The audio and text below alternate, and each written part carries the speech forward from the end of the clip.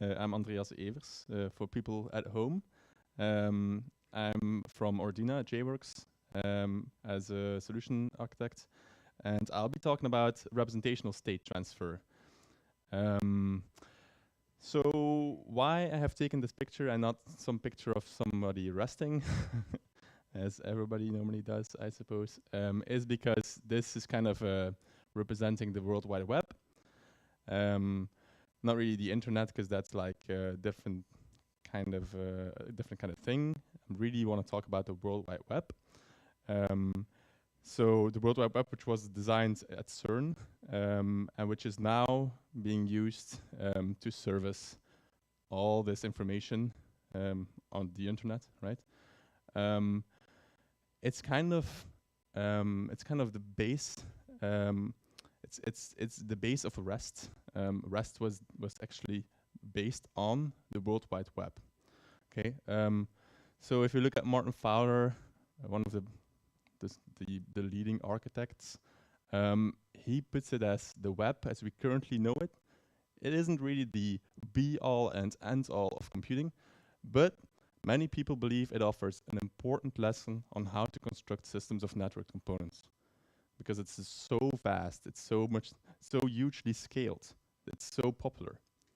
Many people take advantage of its product protocol, HTTP, to connect systems, but some people think we should go further. Right? We should be using HTTP not just as a convenient tunnel, but to embrace the way the web works as a foundation for system collaboration.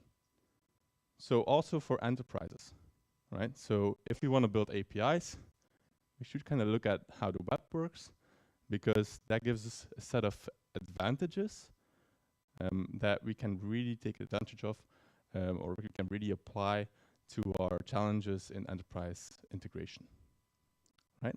So that's kind of what Martin Fowler wants to say. So let me first ask you guys a question. Who builds or has built RESTful services?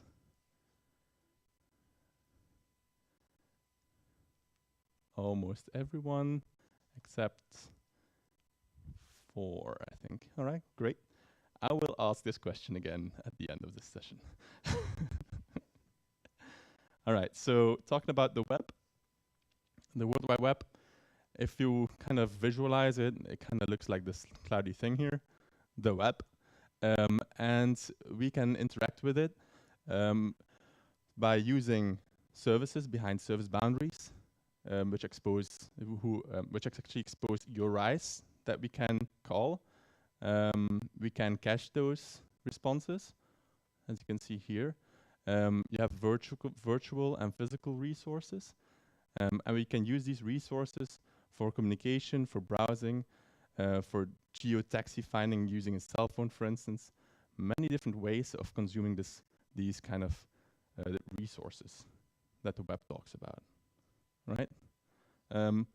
So if we really want to classify what these characteristics are that defines the web, like caching and these service boundaries, these URIs, these resources that we're talking about, then we can look at a certain dissertation from Roy Fielding.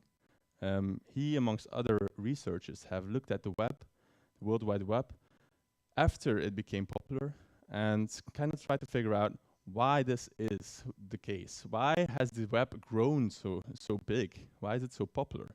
What are the tenets that made the web such a hugely successful platform? And he has put it in this super sexy document, right? Has anyone read this dissertation?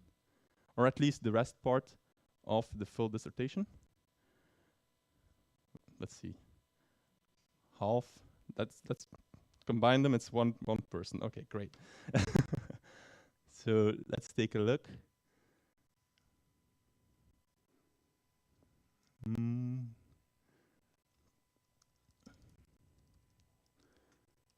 There we go. So I can't scroll with this, right? No. So here you can see the rest part of Roy Fielding's dissertation, where he kind of wants to identify what the characteristics are, right? And he starts with client server. So does anyone watches the series Silicon Valley? Right. So those guys are trying to make a peer-to-peer internet, right? So this is kind of not what the web is about. The web is not about peer-to-peer. It's really about client to server. Right? It's kind of logical, right? But it could also be different. So the web is client server. It's also stateless. So, well, or at least it has to be stateless for it to be scalable. So our servers that are responding us with data, they should be stateless. Okay, so all this session stuff, it's kind of not really stateful, at least if you don't externalize it. Then caching is an important part. So making sure that these resources don't have to travel all the way from the origin server all the way to the consumer. Doesn't always have to be that. You can have caches in between, certain proxies, certain CDNs that can cache these responses for you and can give you these responses in a much quicker way. Right? Also, for performance reasons, a very important part. Then we have the uniform interface. That's kind of a weird one, right? Uniform interface. We'll talk about this in a minute, right? What that actually means. Then layered system. So the World Wide Web is apparently a layered system. What this means is basically that you have different layers in your topology. You have certain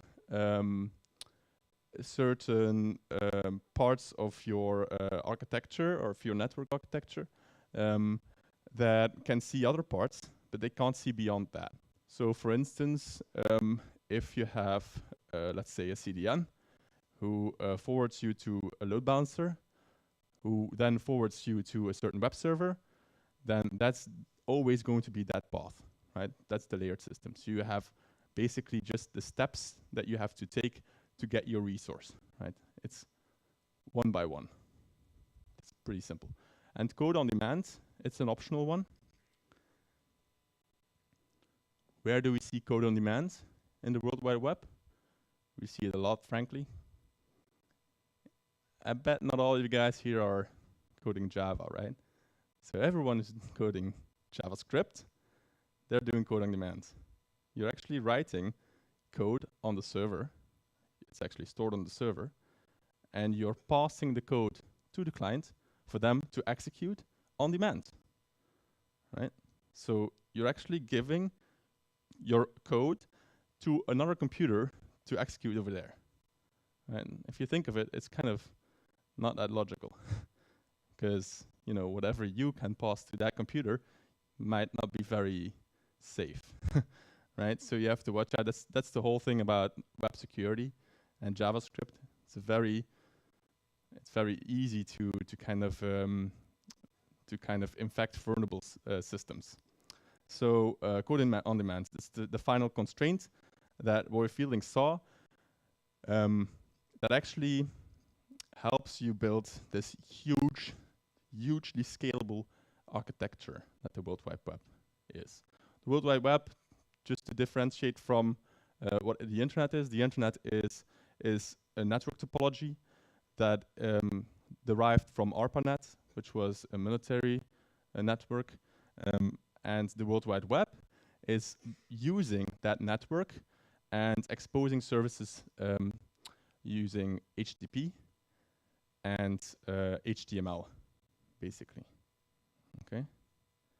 So you can also still use the internet for other things, like email, like FTP, Usenet, right? So the World Wide Web is focusing on HTTP and HTML. Okay.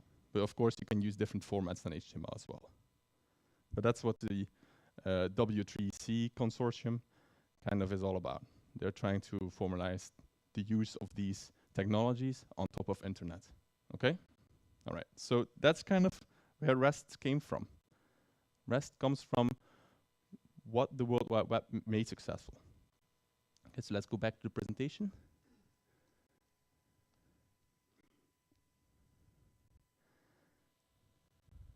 All right. So We didn't really talk about the uniform interface yet, and some of the things that are mentioned in this paper are key to allowing you to work with the World Wide Web. And one of them is identifiers. Okay, so Roy Fielding saw that the World Wide Web uses identifiers all over the place, and that's one of the most important parts to be able to consume data from the World Wide web pages, let's say, right? So identifiers, I suppose you're all familiar with this. Like for instance here, Restbox, which is a fictional REST coffee shop.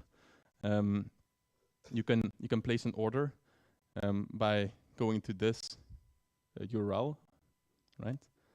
So restbox.com/order/1234. But you'll also go to the same one if you follow .jsp at the end, right?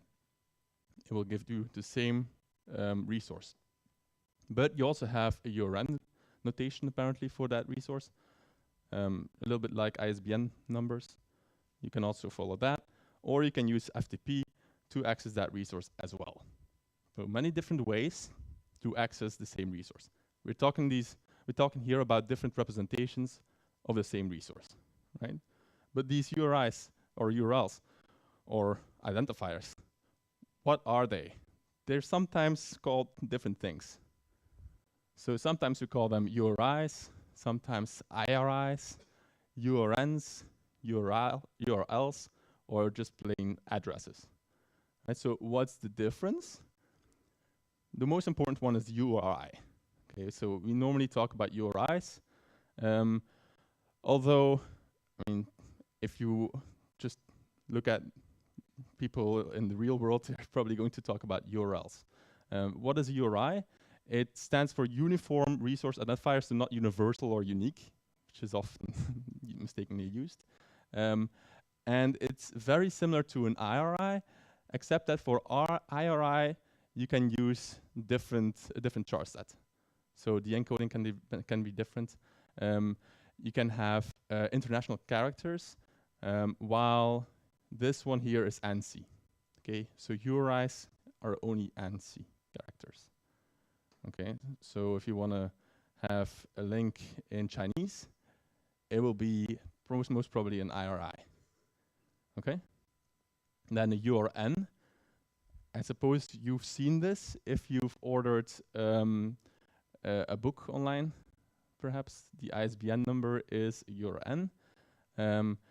It basically, if you have the scheme on top of the URI or inside the URI, then it's actually the namespace. Then you're talking about a URN. Okay, so for the ISBNs, it's URN colon ISBN colon and then the number. Okay, so that's basically when we're talking about a URN. And then the URL is the same thing as a URI, except that it includes the access mechanism. Okay, so if it tells you how to reach that, which access mechanism to use, then it's URL. Okay, so that's basically the difference. And addresses is just their identity, so you can use address for whatever you want. Okay, so I hope you guys were paying attention, because the first one, which one is this? You can shout it. URL. True, but also, yeah, address. Let's just leave that out of consideration. Yes, it's also a URI. So yeah, it's both, because URL is always a URI, except if it has international characters. Okay, so this one, the second one, exactly the same. Then this one, yeah, same, but it's a bit tricky because like some parsers don't allow the brackets. Okay, and so they'll say it's not a valid URL or URI because it has brackets, but it is allowed. Okay, then this one. Can anyone read this, by the way? Yeah? No, no, not read font size, but can you read the word? Sorry? Correct, good sir. It was Rhodos. It's actually Rhodos. So it's the Greek island. So it's written in Greek. What is this one? IRI and URL. Yeah, exactly. So this is, yeah, IRI. Yeah, typo. So the next one, easy, right? Yeah, but it's actually the same one as this one. So it is just a translation of these UTF-8 characters into ANSI. This will work as well, okay? So it might be that your operating system or something doesn't support it, then you can still use these escaped characters, right? Okay, then the next one, for mailing, yes, and URL. Because the accessing scheme is, you'll mail it, right? Yeah. And yeah, if you have a mail client on your computer, this will be automatically forwarded to your mail client. And this one, that's a tricky one. Yeah, it also works. It's also URL because you can also use this because the scheme is the news. It's probably a Usenet kind of service here. Not sure. The next one, tell, it's just URI, but sometimes you can also use this with 2 slashes, and then it will also use, just like with mail2, it can also be used as an access mechanism. Okay, for telnet, it's just URI and URL, right? And this one, the next one, it's, yeah, which one is this one? Yes, URN, indeed. Oh, yeah, this should be URN. UI or URN, yeah, both. Damn, I need to update my slides. Anyway, so this is kind of the ubiquitous terminology sometimes, but there is actually a difference between all these terms, okay? So these are all kind of identifiers that we can use within the World Wide Web, okay? So a lot of different types, but it's kind of what we are interested in is mostly the URI in general, okay? Or the IRI if you really want to use international characters. Okay, so I talked about representations briefly already before when I was talking about these different identifiers that we could use that actually went to the same resource. And here, if you go to RESTbox, the menu, then you can either get it in XHTML or in text. Okay, so there are 2 different representations, 2 different formats, but they're actually giving me the same resource back, just in a little bit different formatted way. Okay, so that's the difference between the representation and the resource itself. Okay, so in REST we talk about these things as really different things, different concepts. Okay, and here we can talk about content negotiation. If we do this in our API, for instance, then we can use a mechanism called content negotiation to negotiate between the consumer and the producer of resources to select the right representation. So as a consumer, as a client, you could ask me as a producer, you could ask me, for instance, the XHTML and the text representation. So either one of those works for you. Okay, so I will look at my side, which ones do I have? In this case, I have 3 of them, and those 2 are in there. Great. So I'll select the first one that you asked me. I'll give you the XHTML representation.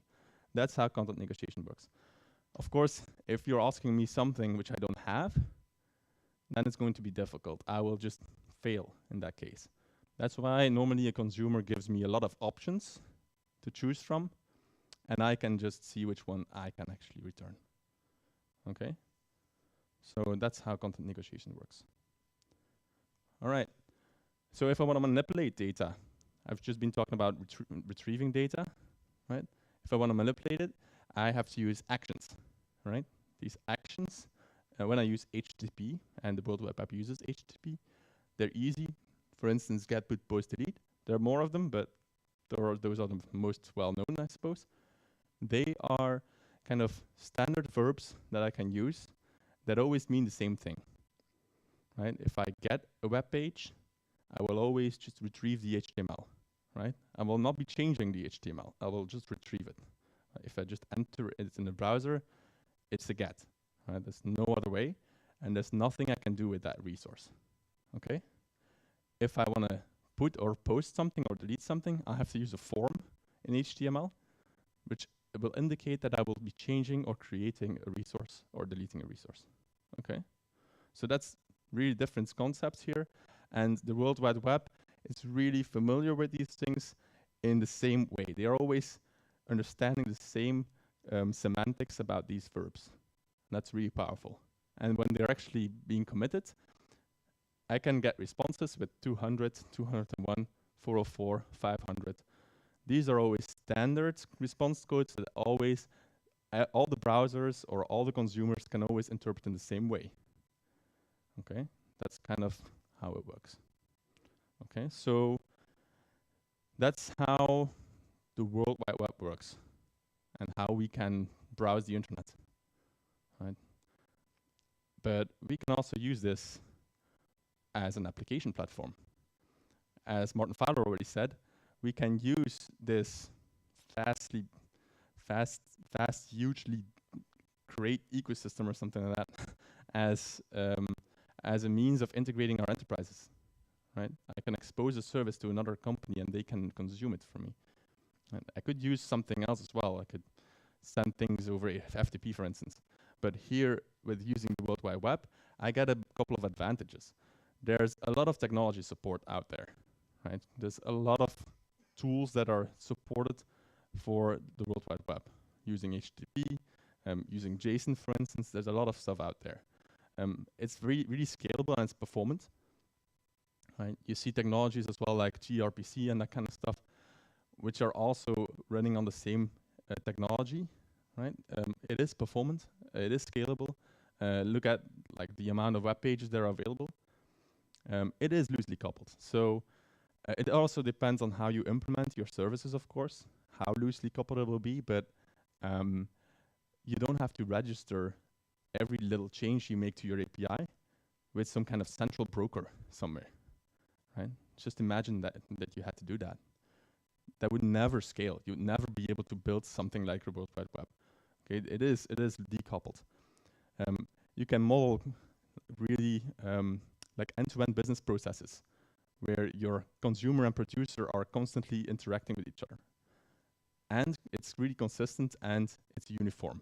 And we'll be talking about uniformity like a lot because uniformity is really super important to why the World Wide Web has been so big. So we've seen the thesis or the dissertation from Rolf Fieldings, where he said you need to have a uniform interface, right? But what's a uniform interface? What does it really mean?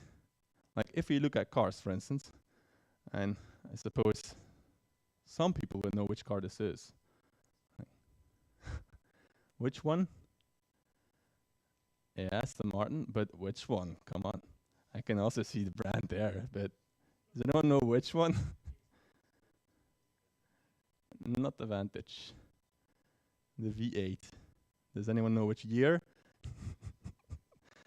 I don't know either. I have to look at my slide notes.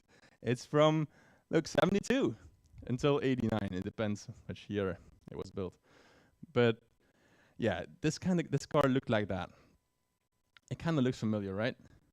I mean, it has a steering wheel. It kind of has these indicators over here. You can see the same kind of dials that we see now. Like if you look at a car of this year, the 7 Series, there's the same kind of things here, right? It's very luxurious, right? It's super brand new, but we still have the same steering wheel. We still have the same indicators on the dashboard, right? The gearbox might be changed a little bit, but it's still kind of the same interface. It's the same kind of thing. Also, like if you want to accelerate or you want to brake, it didn't change, right? Imagine if that would be changing from time to time, right? Imagine driving a car in London, right? It does change because everything is on the other side and your gearbox kind of works in the other direction, which is really weird. So if that would be changing, you'd have a really hard time as a consumer to adapt to that. As a consumer, it's nice to be able to get in any car that you see here and be able to drive it, because it's always working the same way. That's because it has a uniform interface. All these different cars, they all work in the same way because they are all operating through a uniform interface. Right? That's the benefit. Okay, it's scalable that way. Right? Your clients don't need to learn every new car. They don't have to learn, let's say, every new API. Right? That's where I'm getting at. Okay, so if you look at this one from the future, it's just a Tesla, then yeah, this might have changed, right? The console, fine, but still you have the same steering wheel, you have the same indicators, and you'll still have the same pedals, right? Unless you're driving a self-driving car and you won't need a steering wheel and everything like that, then okay, that will be different, but that's a whole different use case. But still, like, look at this super advanced car, it's still the same uniform interface. The same can be said about tools that we use every day, like for instance, a laptop, right? A laptop can be kind of difficult to use if you look at all these different ports that we have, right? But luckily, these ports are, in most cases, standardized, right? That an SD card slot is always the same, or VGA or HDMI is always the same. If our HDMI cable would always have to be adapted for every laptop that we want to use, that would be impossible, right? We always wanted to have the same kind of ports on there, right? Apple is making this very difficult because they have adapters for everything. But you know, it's not nice to have that. It would be easier to have the same kind of ports for everything, a uniform interface, right? The same goes for the keyboard, right? If you, let's say you've never seen a laptop before in your life, right? Then this would be super daunting, all these buttons, right? It's unbelievable. What do they do? And there's so many choices. It's like in an airplane, like what do I click here? I don't know. But actually on every laptop it's the same thing, except if of course you use Azerty, right? It's annoying, right? So it's not the same uniform interface, so it's annoying, right? The consumers want the same thing all the time, right? So if you're building an API, why not just do it the same as all the other APIs? Why not use the same uniform interface, right? If you're building your own interface with your own verbs, your own status codes, then consumers will not really be able to integrate that well, or they'll have to spend a lot of time doing it, right? Let's say you're a browser, right? And you're trying to integrate with a website, right? I mean, right now it's unthinkable because every website is working the same way and have to integrate with browsers. Right? But what if you think that the browser is the client, and it is actually the client, then it kind of makes sense that all the websites that it can visualize, all these resources that it can call, all these URIs that it can call, they're all using the same interface, the same uniform interface. Right? And that's why a browser works. Otherwise, a browser would have to be adapted for every website that would ever be generated or ever be put online. Right? So that's the idea. That's why World Wide Web works, because it's using that uniform interface. And that's why we should use it as well, right? So Roy Fielding says that the central feature that distinguishes the REST architectural style from other network-based styles is its emphasis on a uniform interface between components. Okay, so that's the central feature. Okay, so everything else that he said about caching, about client server, all that stuff, it's not that important. It's this uniform interface. Okay, So what are the constraints of this interface that we're talking about for the World Wide Web, for REST? Is identification of resources. You need to be able to identify resources. Now, luckily, we already talked about that. We have a lot of them. We have URIs, URNs, you have URLs, all that stuff. So that's good, right? You can use that. And HTTP is giving us this information as well. We can use URIs. We can manipulate resources through their representations. Okay, so manipulation, how do we do that? We have verbs, HTTP verbs, right? So we can manipulate. We talked about that, get, put, post, delete, that kind of stuff. If we always use these verbs, then we stick to the uniform interface. Right? Then self-descriptive messages. We have HTTP. So in HTTP, we have request headers and response headers. So that's metadata, right? So that's self-describing the messages, the resources that we send back and forth. And we also have something extra. Hypermedia is the engine of application state. Has anyone heard about this? Okay, about half the room. Great. I'll be talking about this later, but just know that this is one of the constraints of the uniform interface. So this is an important part as well for REST, that you need to do this. I mean, at least to get full benefit of the World Wide Web's features. All right, resources. So when we talk about manipulation of resources through the representations, what are these resources?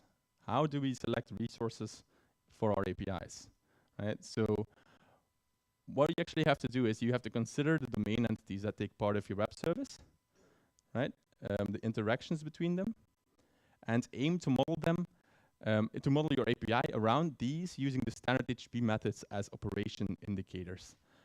So kind of look at how your business works and how these interactions work, and then kind of see how they map onto this uniform interface and the verbs in them. Okay, so that's a key factor. Okay, start there. And then for instance, an example, if an application has to log articles explicitly so that only one user may edit them, then create an article log with put or post instead of using a log action. So you don't need an extra verb log, right? Because you could be using the resource article and then just lock the article. Easy, right? Yeah, but then you're not sticking to the uniform interface and you're not getting the advantages for the consumers that they can just work with your service, but using these verbs that they know from any other website or any other API they've integrated with. Right? These verbs that have semantic meaning, that really tell you, for instance, safe or idempotency. Right? Lock doesn't mean anything except to that company. So don't use that as part of your uniform interface. Stick to the ones in HTTP. So if you want to see how your API is actually web friendly, so how many things, how many advantages of the web you're actually getting, you can use the Richardson maturity model. And this is a model that gives you a couple of levels that indicate whether your API is getting all these advantages or not. Easy, right? So let's start with the first level. It's level 0, the swamp of POX. Right? That's the official term. And POX, that means plain old XML. Okay, so in this case, we see that the services that are using Rust, apparently, they are using one single URL and a single verb, right? So all the different methods that they're exposing, all the different API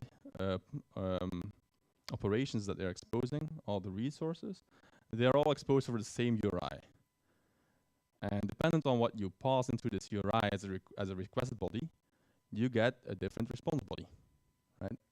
It's a lot like WS, right? Like web services. The web services standard using SOAP. With SOAP, you have a SOAP envelope where you put something as a request in there. You post the request and you get a response, right? That's how it works. That's might be great for certain certain use cases, but you're not getting the advantages of the World Wide Web, right? So the scalability, the caching, all that stuff, you're not getting that at all, right? And little hint, if you're using GraphQL, you're doing exactly the same thing, right? You're also level 0 because you're using just one URL. And while some people are very positive about GraphQL and it does have many advantages, you're kind of just, for instance, caching, you're completely throwing away. Okay, so all the CDNs and the load balancers and the proxies between your consumer and producer, who are normally caching all your resources, now they have no clue what to do with that. They're just passing it through every time. Once, I mean, it's always completely back and forth trip. Okay, so I mean, just know that those are big disadvantages. Then, if we move up one level, we have level 1, and that's when you use URIs correctly. So you have to use one URI per resource, let's say. Okay. So what we often see there is that we have URI tunneling, and well, with one little verb, mostly one verb, and many different URIs, we kind of get kind of an RPC feeling here, where, for instance, here, restbugs.com/place order is being used in the URI. So it's really like a command that you're issuing, and you're passing all the different parameters, the parameters that you need to place that order. You're passing it in the URI, and then you could do a get on that, right? And it would be placing that order. Right? It's kind of a lot like RPC, right? But it's dangerous because a get in all these different layers, all these different systems, what it actually means is that they can just do this again and again. If you do a get, so if you just load a web page, for instance, it's a get. You can refresh it constantly. It's no harm done, right? There are no side effects, no consequences. But this one, it places an order every time you do it. So if there's some kind of mechanism somewhere that does a retry, you're screwed because it will just do it twice. It will place the order twice. Okay, so you're kind of ignoring, again, a lot of features from the World Wide Web, right? That all these different components in our network are adhering to. Okay, so this is kind of not really using the right verbs, right? Place order. So it kind of looks like RPC, and it really does. It kind of takes the local method call that we have, place order. It maps it down to some XML document or a JSON document, whatever. It will send it over the wire. It will map it again onto a local method call. And then it will again respond that until you get a response from the local method call in your own original consumer code. So it will really do binary coupling through well, it's not necessarily binary coupling, but it's kind of the same idea that you're taking a method and you kind of try to put that on the network, right? So you're not using the uniform interface again. You're not trying to map it to what HTTP really likes you to use. And so you're missing out on all the benefits of HTTP, okay? So that's URI tunneling. If you go to next level, level 2, then we're at HTTP. We start using HTTP the way it's supposed to be used. So we read the specification, right, of HTTP, right? Everybody read it? So HTTP, it has these verbs, it has these status codes, and we're using them correctly. That's the idea, right? So there we kind of go into the realm of CRUD services, where we can use get, put, post, delete, and that's what we do with our services. We get them, we post them, we delete them, we might even patch them, right? That's great functionality, and it will work, but it won't take full advantage, again, of the advantages that won't take full advantage of the World Wide Web. And why not? Because we're not using the hypermedia constraint. So hypermedia as the engine of application state, the final constraint of our uniform interface, we're not using it yet. Okay, so these services, they could be very good services, and they are probably taking a lot of advantage of these benefits, but we need to go one step further, and that's the glory of REST, level 3. And on level 3, we get this hypermedia as the engine of application state, which is pronounced Helios or Hetos or Hateos or something like that, or just hypermedia. And what does it mean? It means that your representation, so the resource that you send back, it contains links to other resources. Right? It kind of sounds weird to do this, but if you look at the World Wide Web, if you just request a resource, like an HTML page, guess what? It contains links to other HTML pages, right? So that's kind of common, right? And it's all over the place. And it allows us not having to bookmark or remember all the pages, all the URIs in the whole world, right?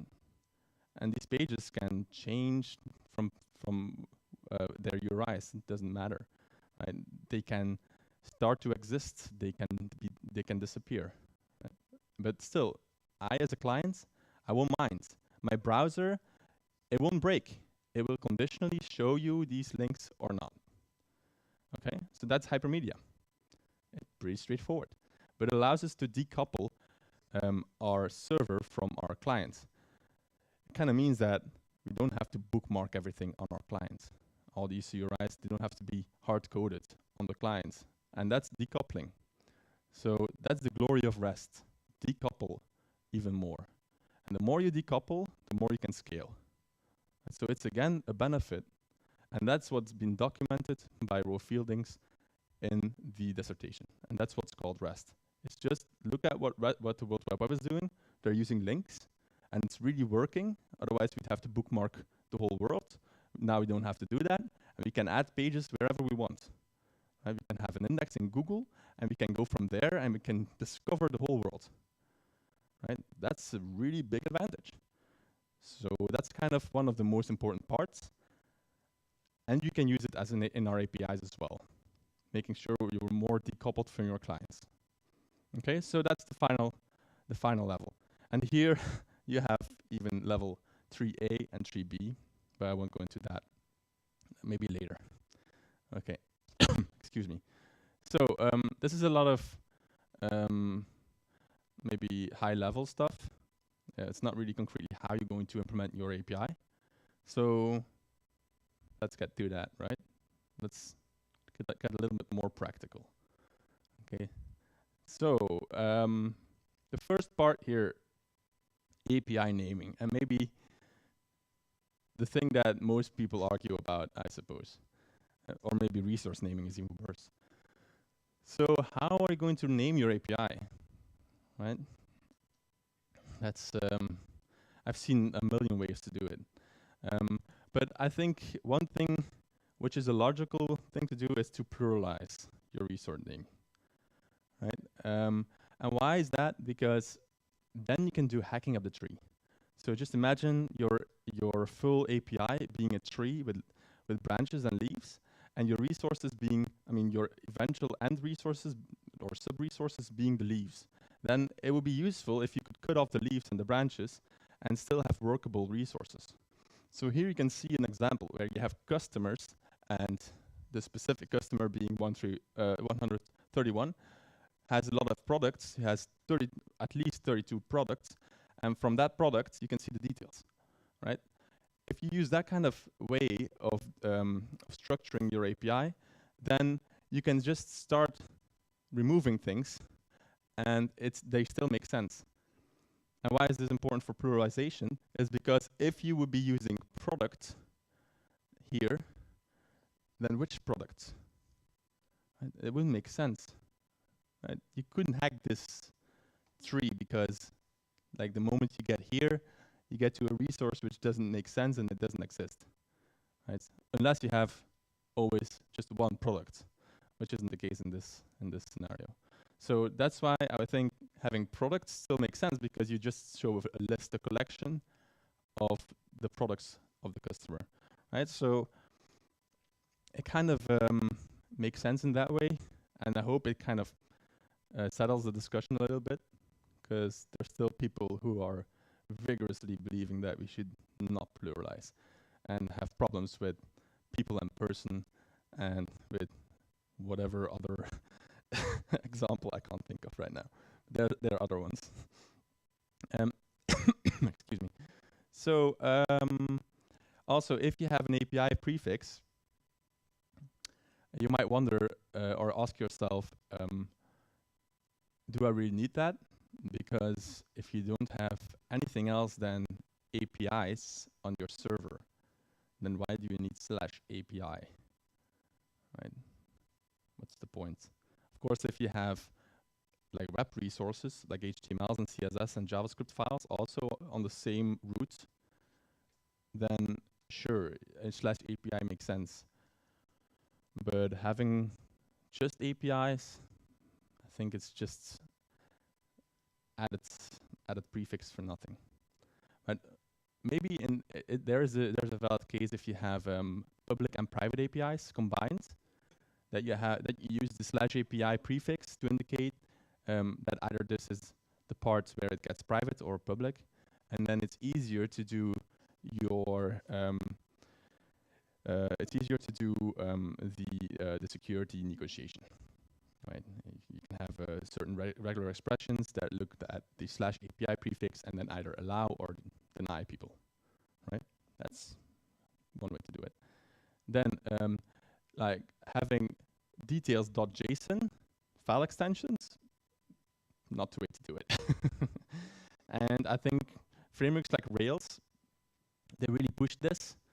And even I think like GSP or GSF, for instance, I think they also kind of push you or guide, or it was at least Struts, right? They kind of pushed us to kind of add these suffixes, these extensions, for no reason, and they're also not really following the representations and URIs kind of division, right? The URI, it kind of points to a resource, and then you can have the content negotiation, which can tell you which kind of type you want back, right? Which media type you're interested in. Because JSON, it's a media type, right? And I can give that as a header, and we'll see that later, how we do this content negotiation. But you don't have to put it in the URL or the URI, okay? And then avoid trading slashes. It's just super annoying, and it's just confusing. These slash at the end, it's something that sometimes sneaks in, but if you can avoid it, then I think it's a good practice.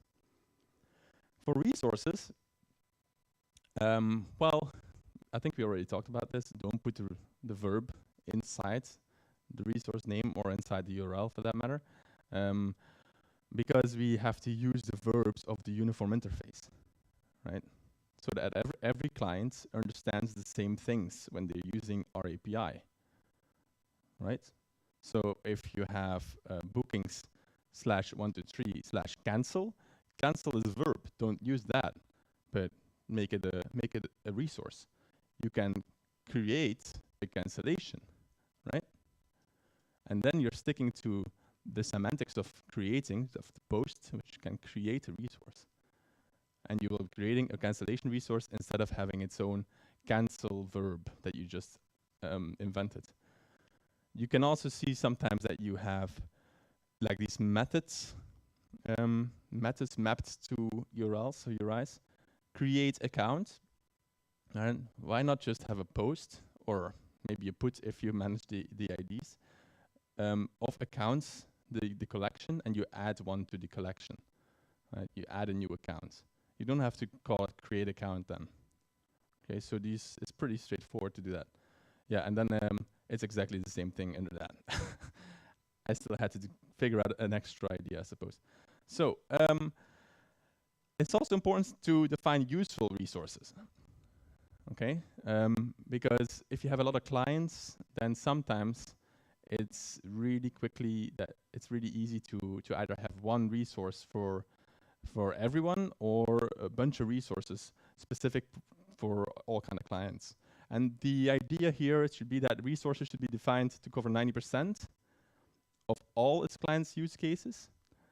And so kind of think about what the vast majority would like to have returned, what the response would be for them. Contain as much information as necessary, but as little as possible. And if you have that final 10% who want something else, who might want to have a bunch of embedded resources or whatever, or a ton of extra information in there, then you can still cope with that. You can still give them what they want through filtering and embedding. Okay, so that's possible. Okay, and we'll see later on what that means for the implementation. But focus on the 90%. Then HTTP. We are using HTTP, right, as our uniform interface. So what do these verbs actually mean? I suppose get, we all know, right? Get is pretty simple. Get doesn't allow you to have a request body. And that's a tricky one. Okay, because why is it tricky? Because certain browsers, Internet Explorer, don't allow you to have unlimited URIs or unlimited header sizes. Right? They are kind of restricting this at some random number, right? And you just have to cope with that. It's very annoying. So, and it's not just Internet Explorer. It's also you also have proxies and load balancers that can't work with this, firewalls. They're just cutting you off, right? And then your request disappears, and you don't know what happened. You have to go search on all these different layers where it actually stopped. So in that case, what can you do is you can have a get body, and that's just a post. You can use a post for that because the post kind of allows you to use a request body and put all this information that you would normally put in the URI. You could put that in the body, or if you would want to put it in the headers, you can put it in the body now. Okay.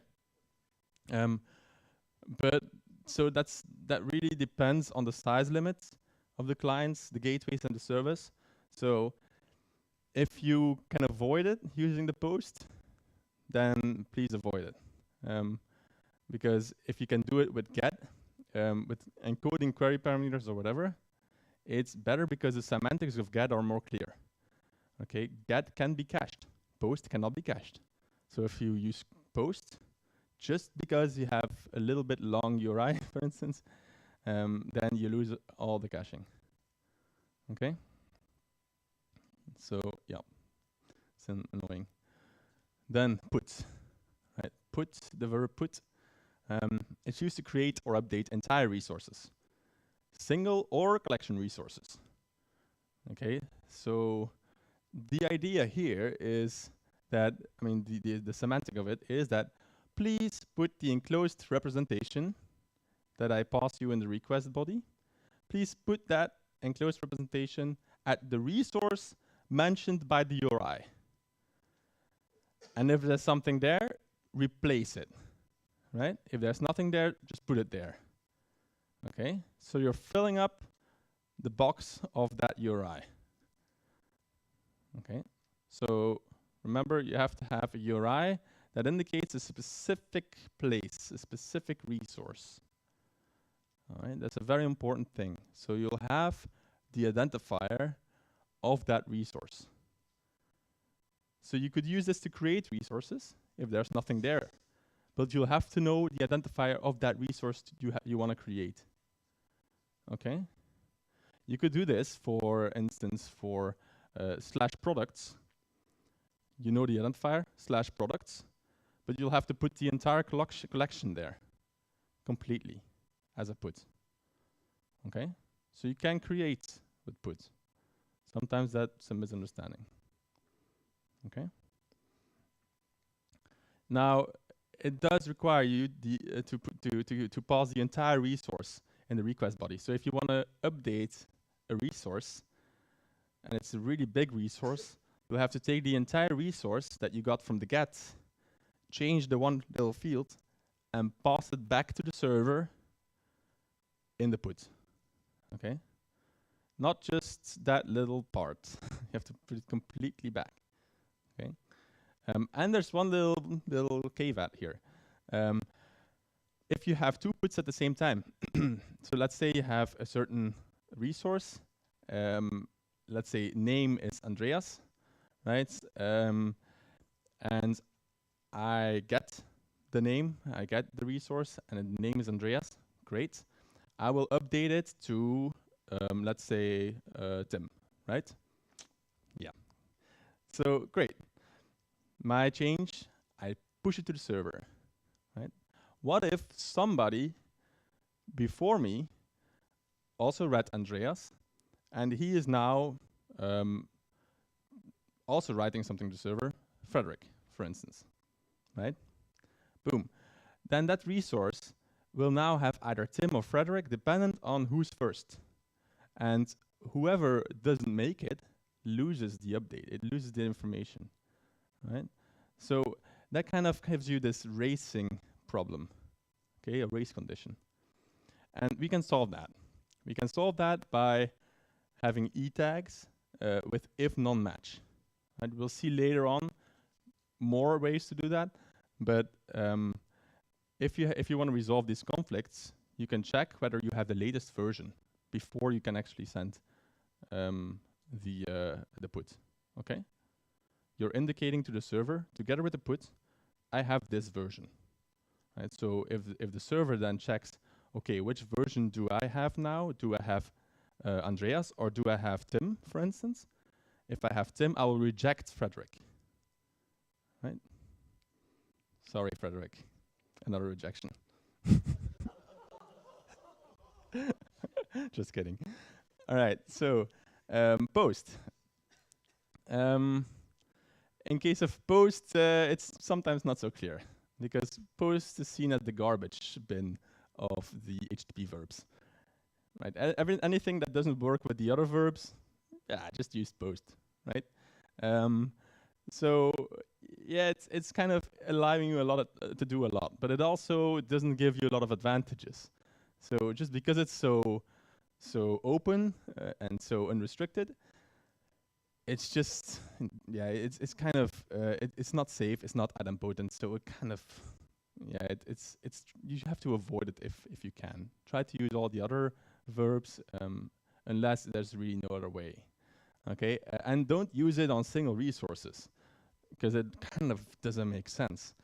If I'm at the URI/products/123, I do a post on that. What would it do, right? Would it create that resource? What if it's already there? Would it? I don't know. Nobody knows. It's kind of open game then, and it really depends on how you document it. So it's out of bounds information. It's something that the developer would have to read for him to understand what you're actually meaning. It's not using a uniform interface, right? It's like having a fourth pedal in your car, right? Who knows what this thing is doing? Nobody knows. Ejector seat, who knows? Yeah, you have to read the manual to know it's an ejector seat. Okay, and let's not press it, right? But yeah, it's not a fun thing to have, right? And what it semantically says is, please, well, if you don't use it on the single resource, at least if you use it on a collection resource, then it semantically means that please add the enclosed representation to the collection resource identified by the URI.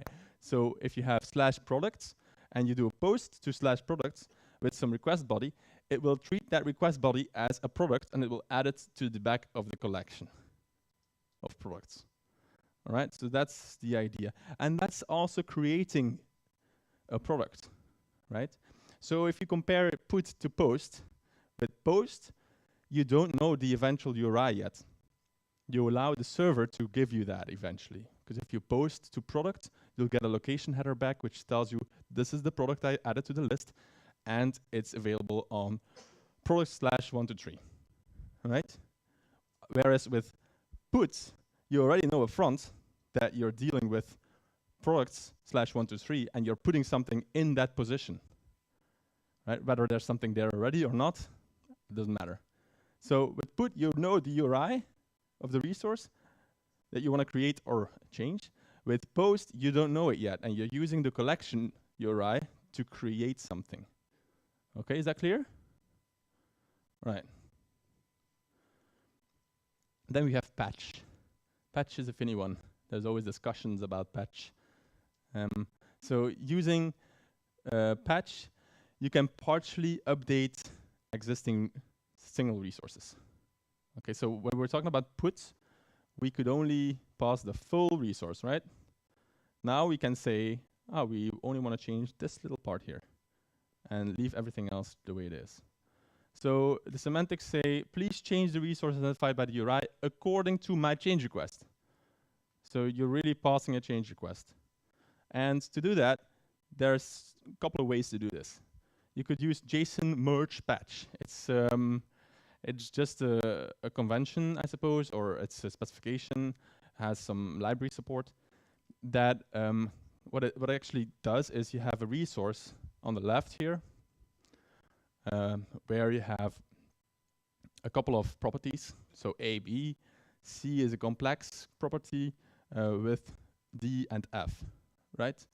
And you can say that in a merge patch, you pass this as a request with the patch verb, and you pass A will now, instead of B, be Z, and inside C, F will become nil, which means that we want to erase F.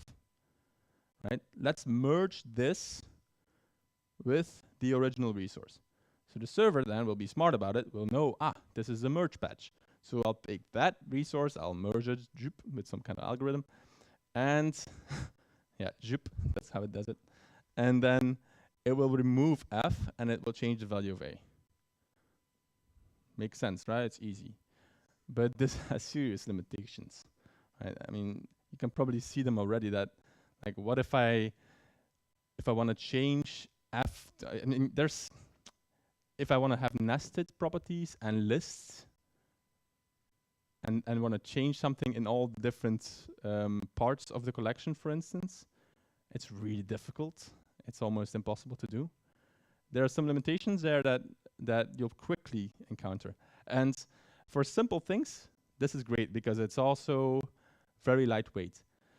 But if you want to be more explicit, there's something else for that, and it's called not JSON merge patch, but just JSON patch, right? And that's another specification, and it allows you to specify operations, paths, and values.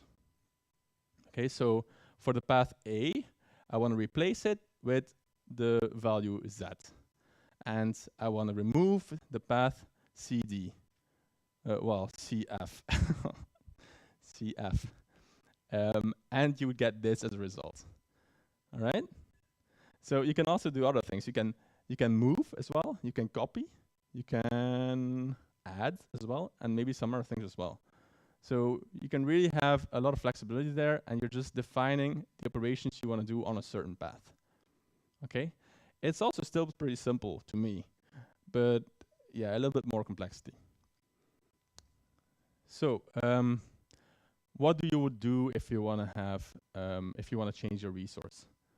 First of all, try to use put, because there's less discussion. Okay, if you can pass the complete resource, try to do that.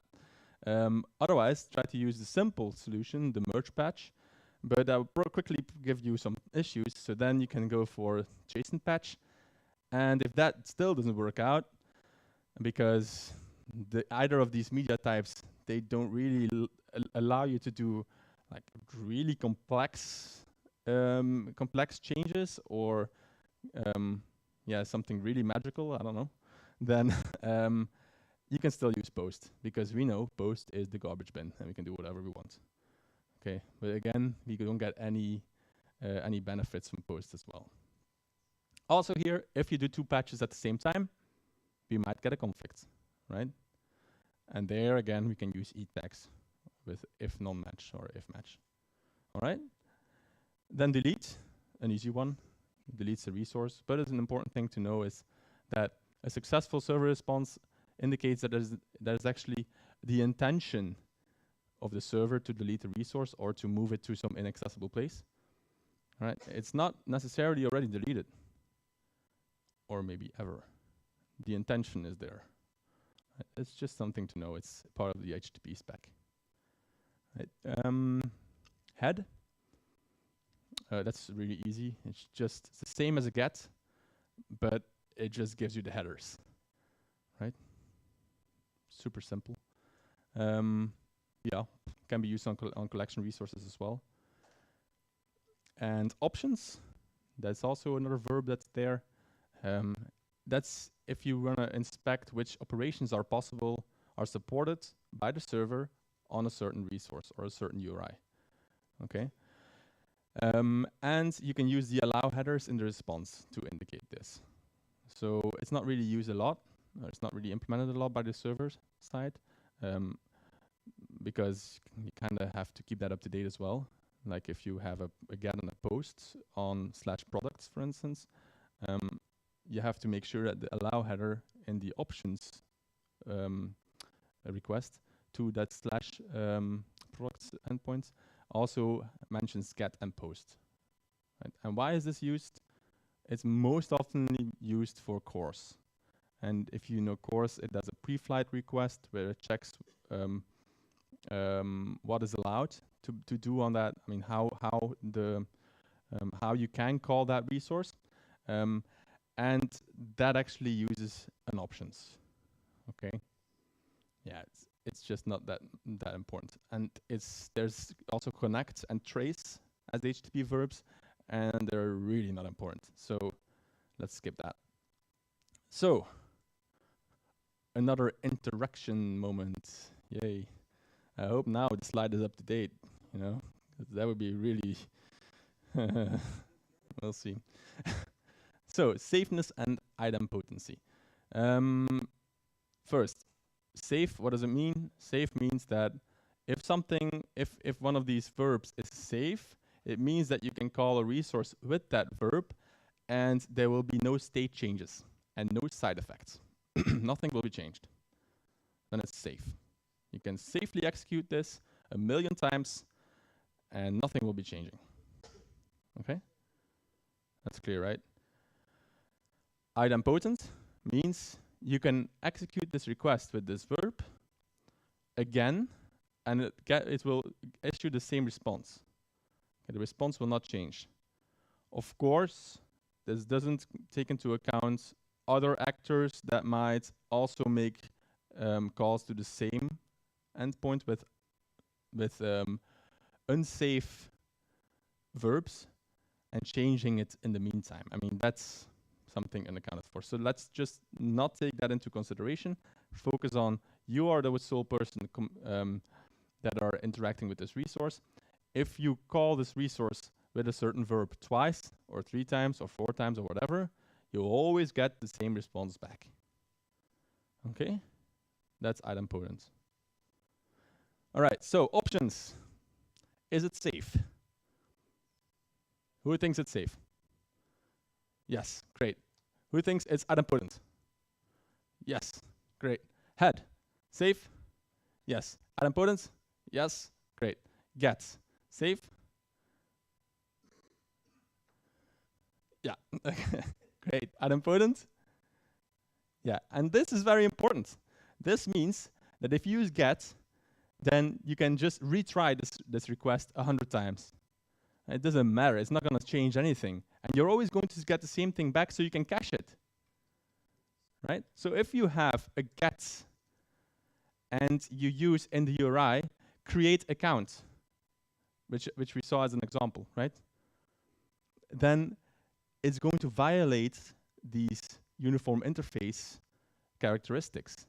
The uniform interface says that if you use get, you can cache it. It's not a problem. And you can retry it. It's not a problem. So what will all these servers do in the middle? They will start caching it, and they start retrying it.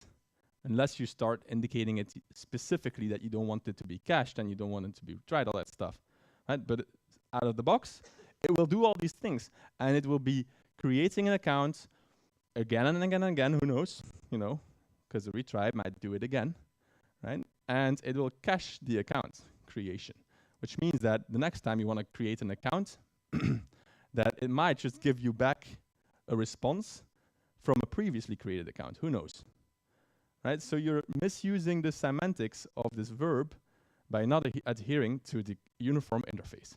So again, Roy Fielding was onto this point. You have to make sure you agree with this uniform interface and you respect it. And then you get all the benefits from it, because all these different components in between, they're all there for you just to make your life easier. Use it, right? So get, it's safe and it's idempotent. Now, you get to more tricky parts. Put, is it safe?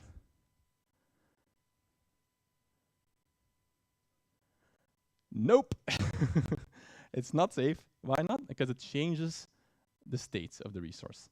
So the resource, after you put it, it will have changed the resource into the resource that you supplied, that you passed. Right? So you pass a new resource that you're going to put into that position, into that URI. So you're going to change the value.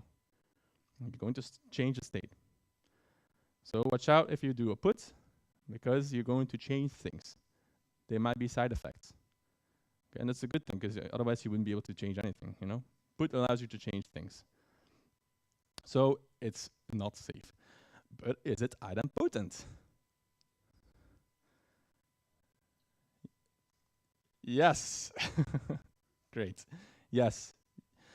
Actually, it will change it to a certain new resource, and it will just keep changing it to that same resource, right? And it's not going to change in that way, because it's always the same thing, right? Done. Post. Is it safe? No. Is it idempotent? Well, sometimes, yeah. Who knows? There's no guarantee at all. So as you can see here, between get and post, you get a hugely different set of advantages here.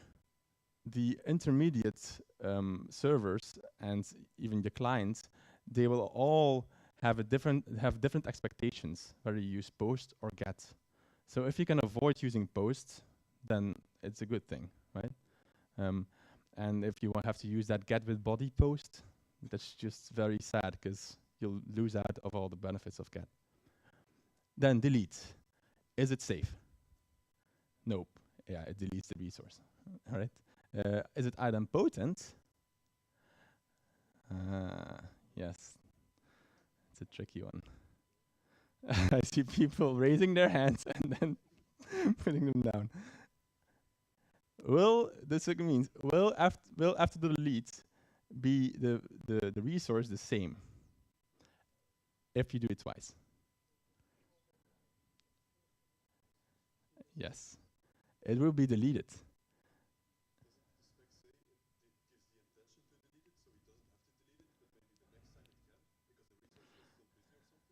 Yeah, but it actually expects the API to respond with removed, and the next time it will also be removed, but it will not necessarily, the resource will not necessarily be removed physically.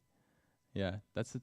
But that's a very good point, because it leads us to patch, which is yeah tricky. Is patch safe? Safe, which means does it change anything? Yeah, it changes things, so it's not safe. But it is idempotent. I'm sorry, guys. This is the trick question here, because patch is not idempotent, right? You would expect it to be idempotent, just like put is idempotent. You would put it to the same, you change it to the same thing, right? But the thing here is that with put, it's really easy. There's no mechanism here with put. It's just taking that resource and it's putting it, it's overwriting what's there, if there's something there, right? So it's taking the full resource and putting it there. It's really easy. It's easy to reason about, and it's easy to implement. It's always the same thing. With patch, we have patching mechanisms, which can do all kind of things. We've seen JSON merge patch, we've seen JSON patch. They will probably work in a similar way, but it doesn't say, the spec doesn't say how you should do this patching, right?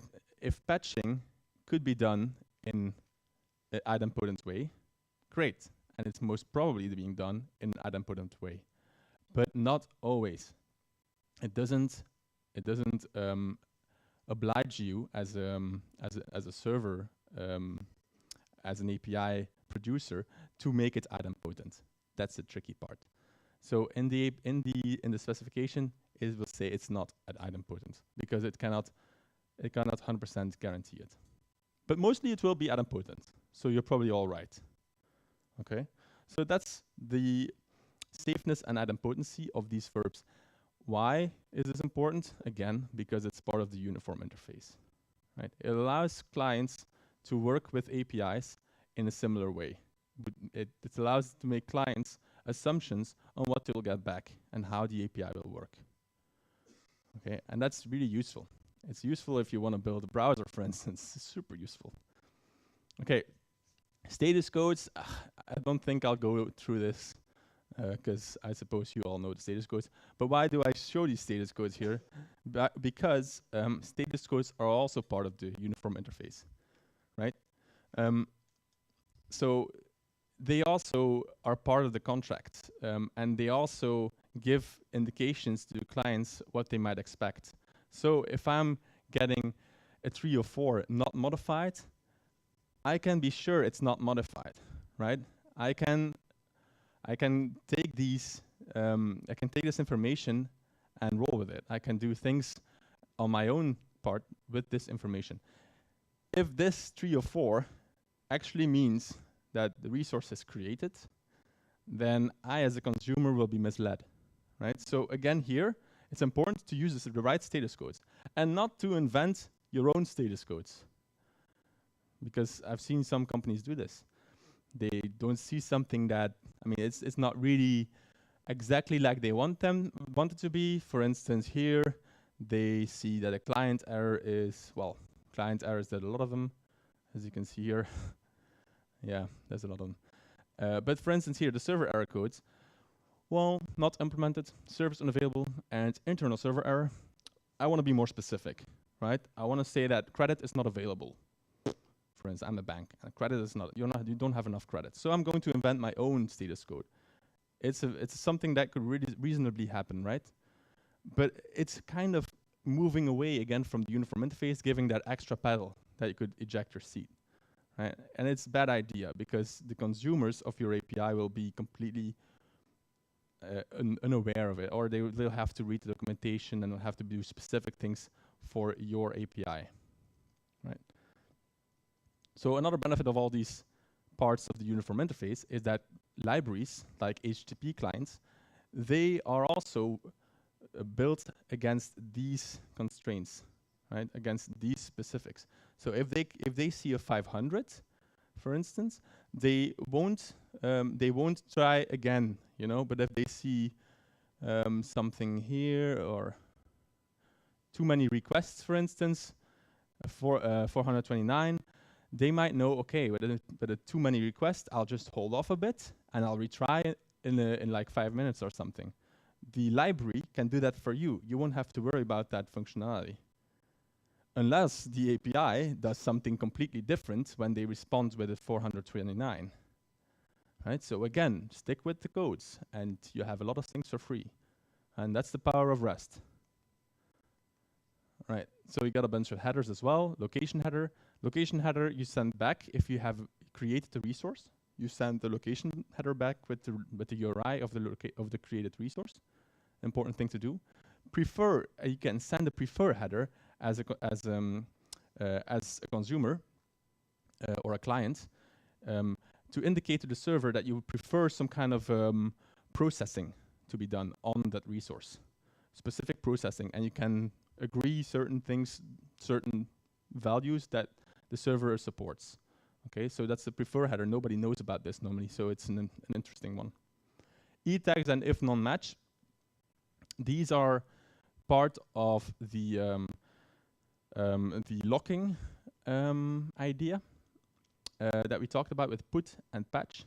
So if you have an E tag, it kind of is just a unique identifier for a version of a resource, right? With a certain amount of fields, it will kind of create an E tag for that. And so it has just the JSON, let's say, and it has an E tag corresponding to that. If you then send that E tag that you received from the server, that you received with the response, if you send that E tag in a header, if you do a put or a patch, if non-match or if match, depends how you look at it, then the server will conditionally check whether you have fulfilled, whether you're actually at the right version to do that patch or to do that put or not, or whether you're in a conflicting mode, right, with someone else. And then, if that happens, you can get this response code, 428, precondition required, or hold on, yeah. So it kind of tells you that you are sending something which is old, right? You're sending an update, but you're basing yourself on an old version, so I'm not going to accept this, right? So there's the status code for that. But you can also use some other mechanisms. So you don't have to use E tags, because E tags are sometimes not really, what's the specific case? Yeah, for E tags, if you have a collection of products, right, then for these products, you don't know the E tags of these products individually, right? Not yet. So what do? You call specific products, so product 1, 2, 3. You do get on it, and in the response headers, you'll get the E tag, right? That's where the E tag header comes, in the response header of that specific product. Then you can do a put on that product, 1, 2, 3, with the if non-match, and then you'll get the locking mechanism, right? That will give you the guarantees. Great, but you'll have to make the extra call to products 1, 2, 3, right? It's sometimes not ideal to make that extra call.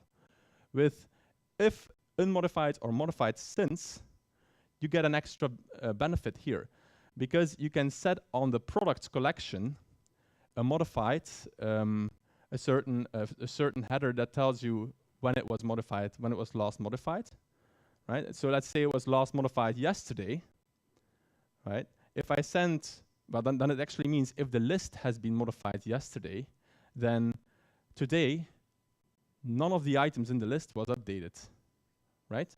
So I sent that date of yesterday with my patch or my put in if modified since, or unmodified since, in this case unmodified, then I am also getting the same validation, right? Which is great. I don't have to make the extra call to products 1, 2, 3.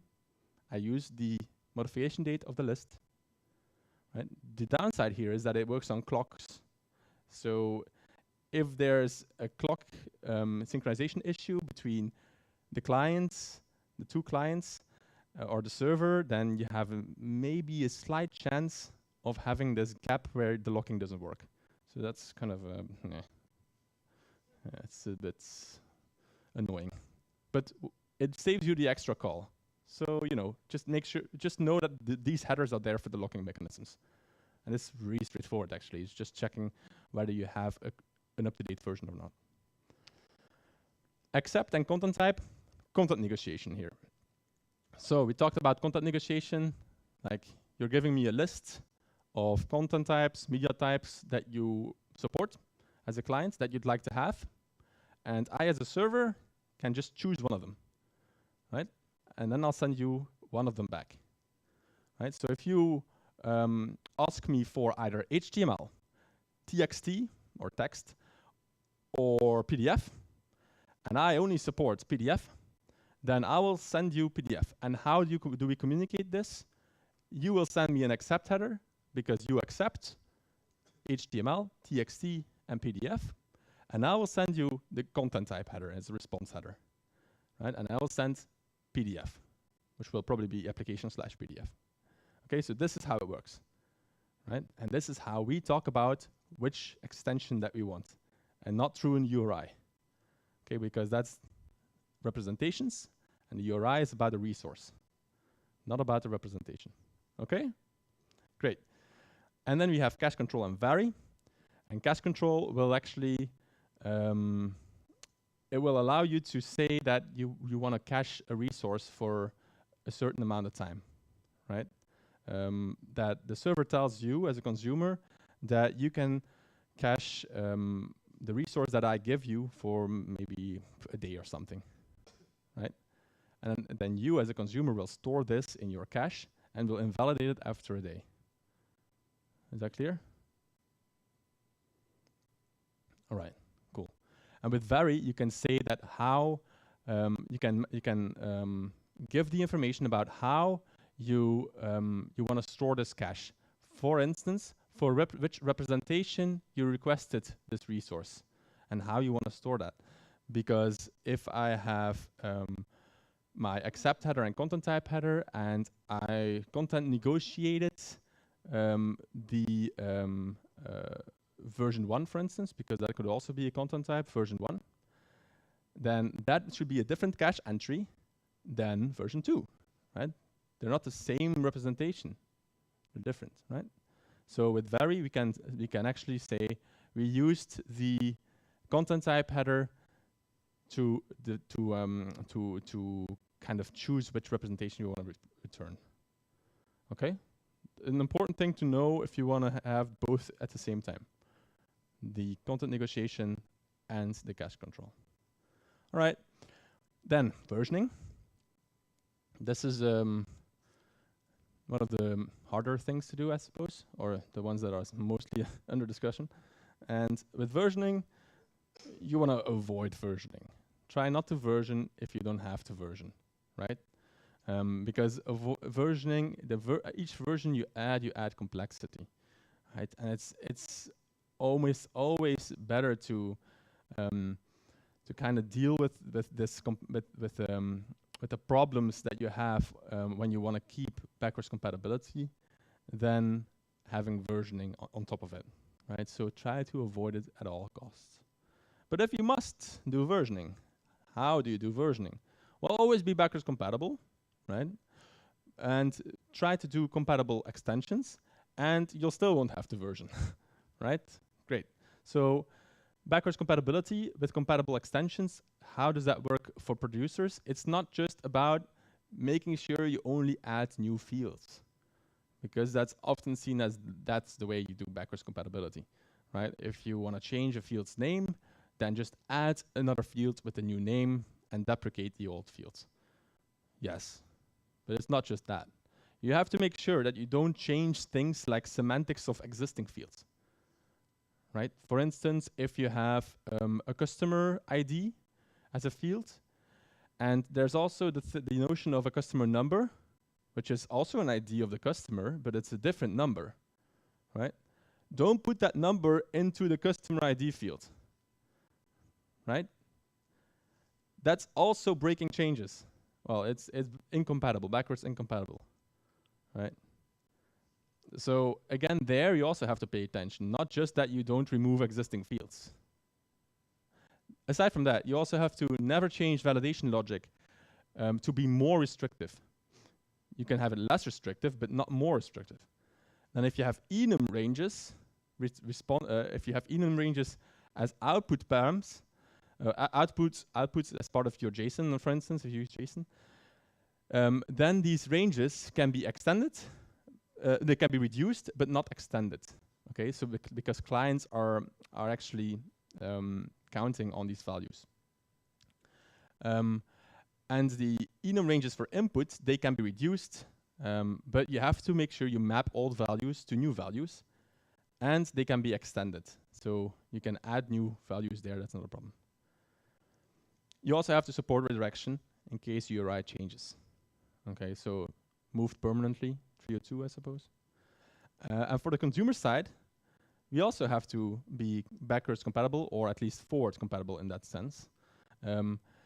There you have to be tolerant for unknown fields. So if we get new fields that we don't know yet, we just have to ignore them. Okay, that's called the tolerance reader principle, right? You just care about your own fields. A question?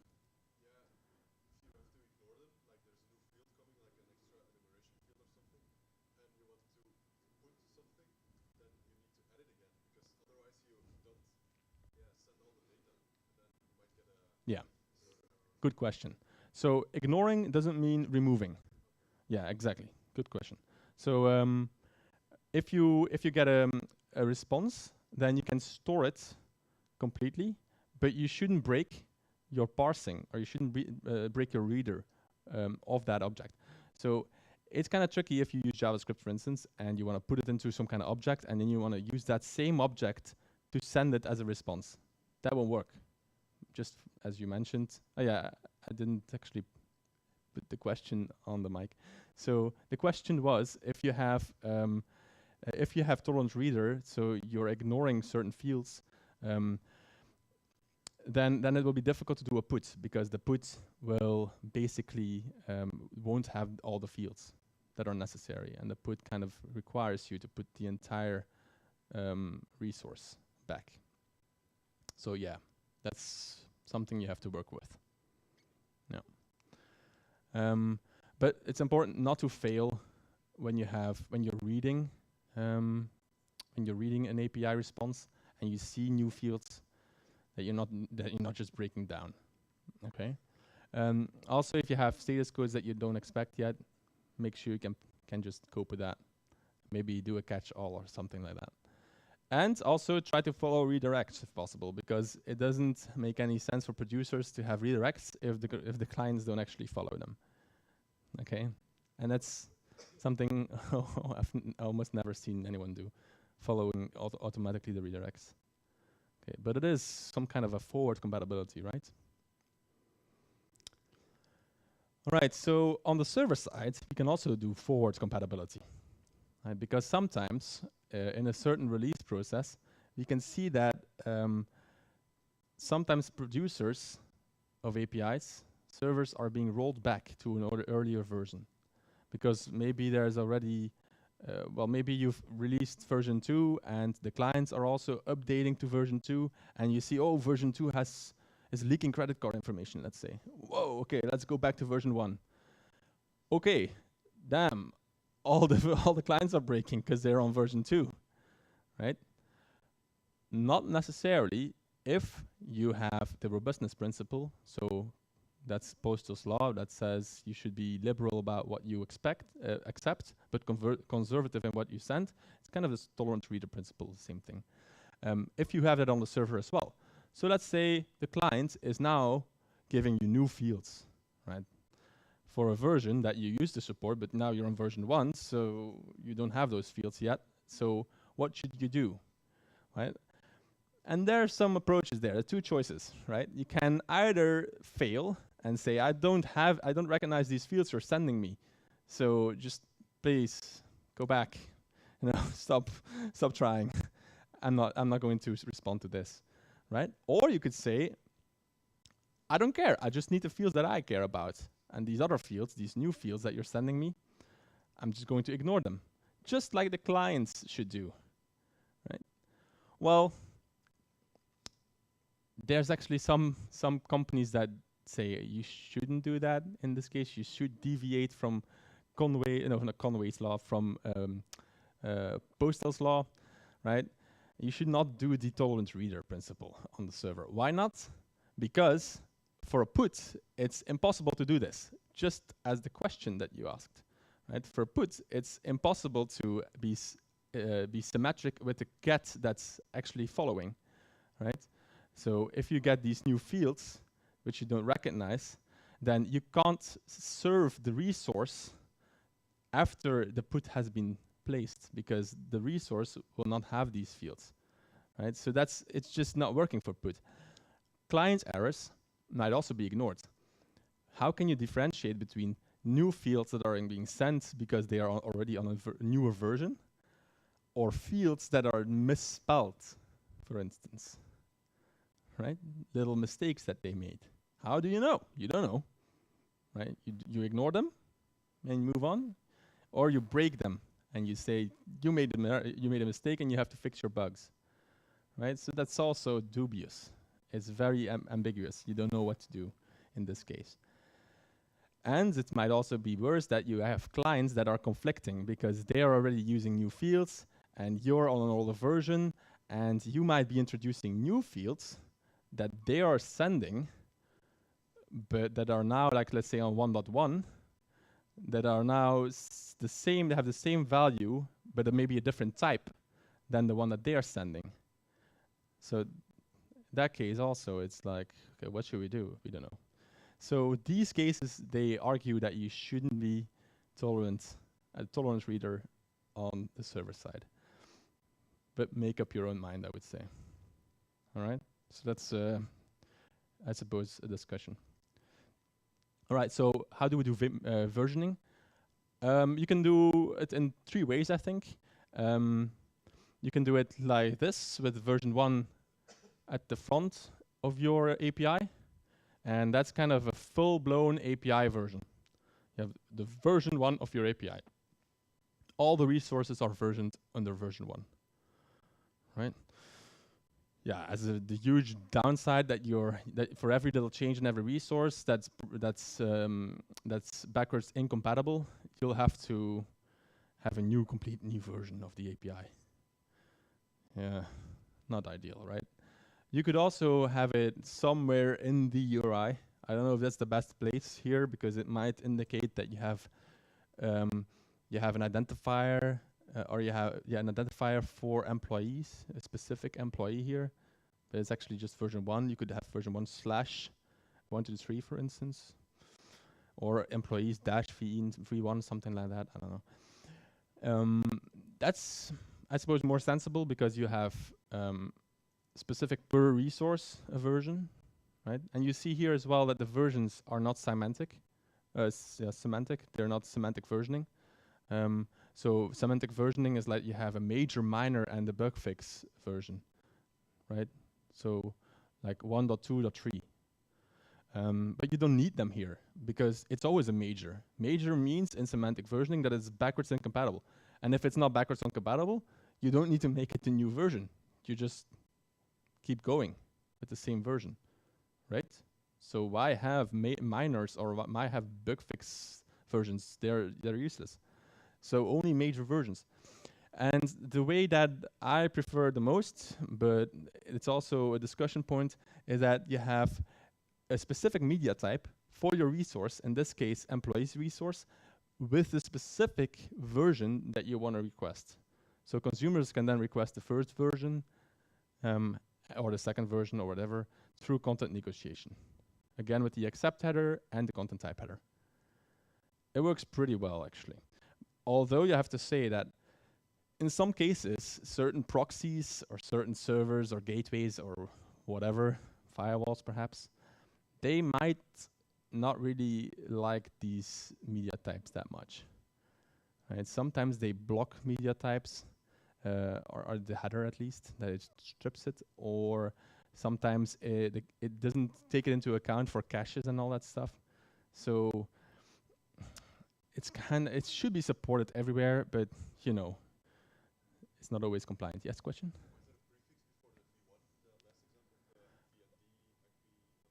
Yeah, what's the prefix before v1?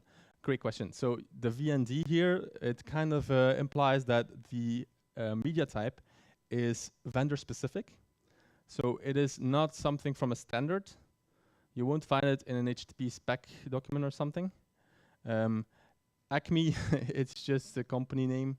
It's used on the internet as a default company. And the employees is then the resource inside the company namespace.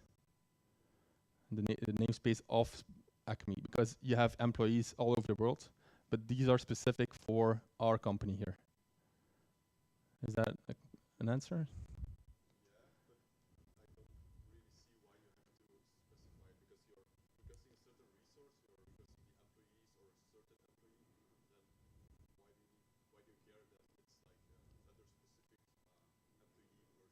All right, so the question is whether we care about this vendor specific part.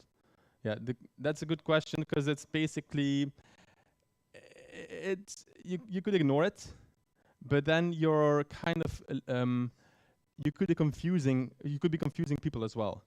Because if you don't put it, then it could be like you're having applications/employees, and that could be a media type that's a standard media type on the internet, and people could be looking it up on the internet. And for instance, You have a vnd.error or a problem that also exists. And if problem happens to be a verb, a resource in your namespace that you give as a in your API, then you're conflicting with that media type that is actually existing.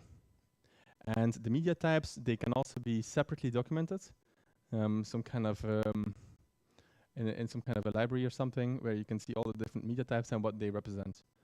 And then it's good to know that they're specific to Acme. Yeah, it's kind of a best practice. Okay.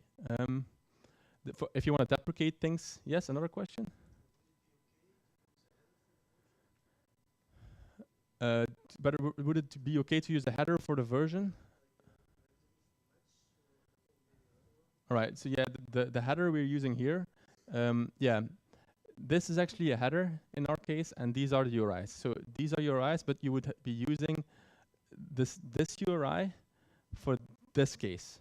So I'm mixing them a little bit on the slide, but for the company /123/employees without a version, I would be passing this here as a version indication as the accept header, which would be passing that media type.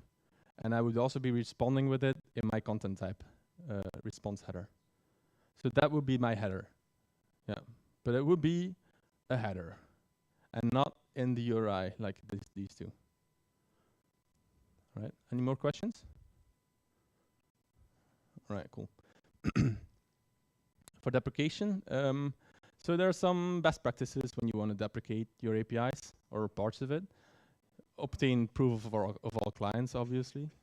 Make sure they're all informed and they all agree.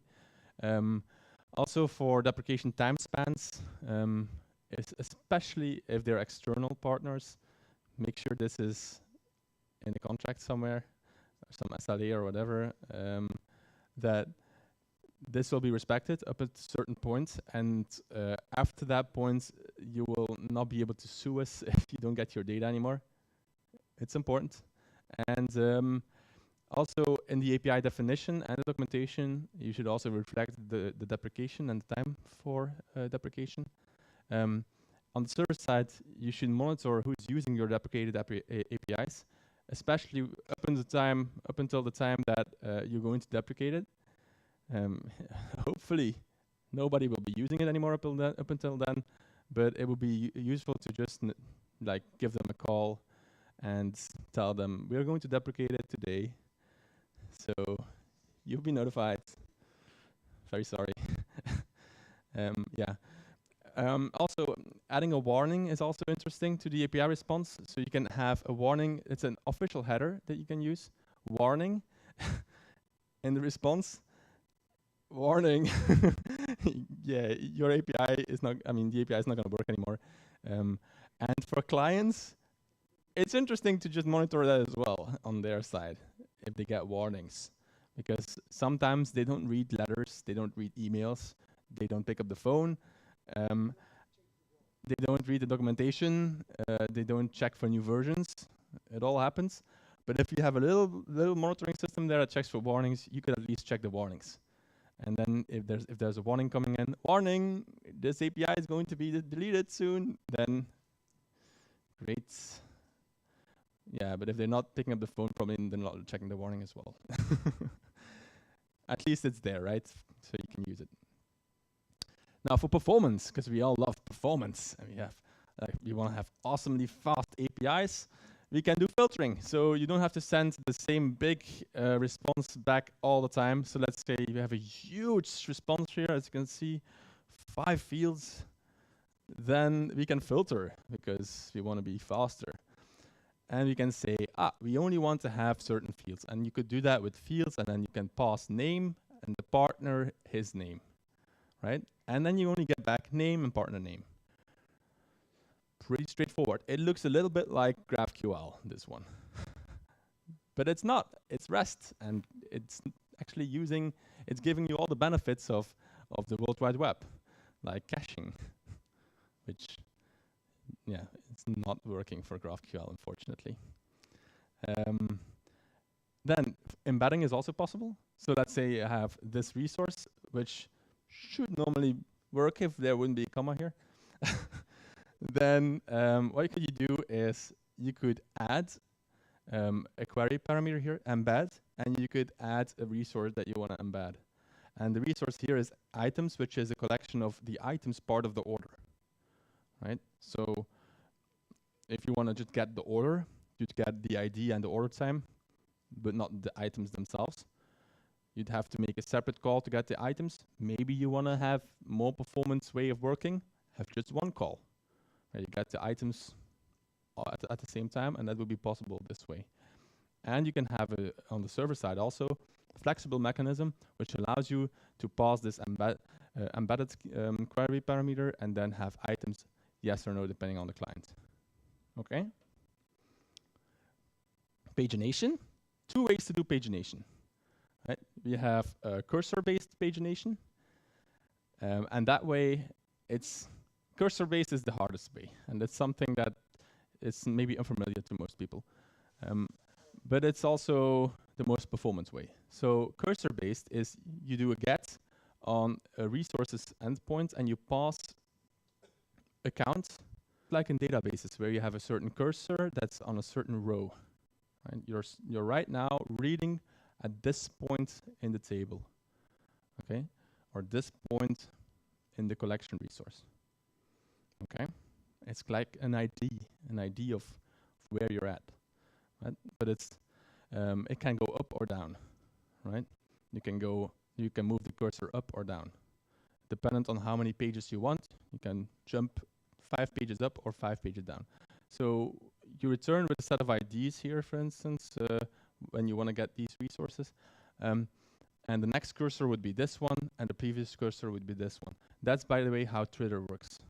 To get Twitter tweets or even followers, that kind of stuff, it works with this, right? It gives you the cursor to navigate in the complete list. Have you ever noticed that Twitter doesn't have pages? Like you can't say the end of your feed, right? It's because it works with cursor-based pagination. Yeah. Right. So yeah. The next way to do it is offset or limit based, and that's simpler to reason about, but it also gives you a bunch of downsides. So this is just giving you a limit of 5 items and a start point. I want to have the 5th page.